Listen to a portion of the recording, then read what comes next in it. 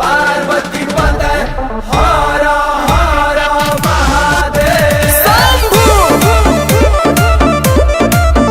शंभू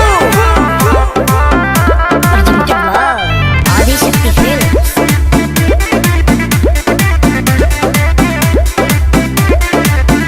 अरे रोज सुबह शाम हमर जपत रहना बोलो कौन हम कैली खाता के देवे लो ना ध्यान। सुन सब भुला के बाबा के लगे आके बनी गईनी पुजारी रे।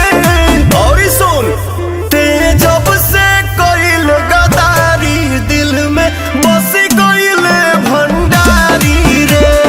जब से कइले गदारी दिल में बस कइले भंडारी रे।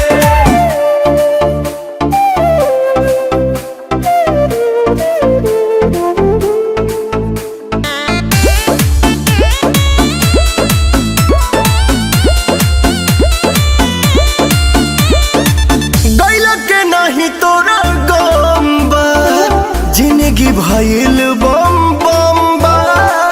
ते का सोचले रे पगली कहानी मोर खत्म बा। ए सुनो खा के भोला के कसम कहिले खाली तोहर से प्यार हम करिले। हम नली पटते सोझा से हट बनू जानी संस्कार दे। भगबू की ना ते जब से कोइले गदारी दिल में बस कोइले भंडारी रे। जब से कइले गदारी दिल में बस कइले भंडारी रे। शंभू शंभू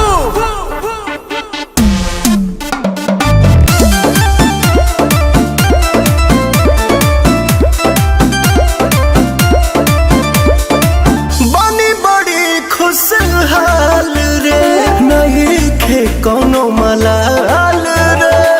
केहू के ना बा जरूरत पवन के संगे जब बड़े महाकाल रे। जानू ऐसे ना होने आए तू कर संगे शुरू नया अध्याय तू कर।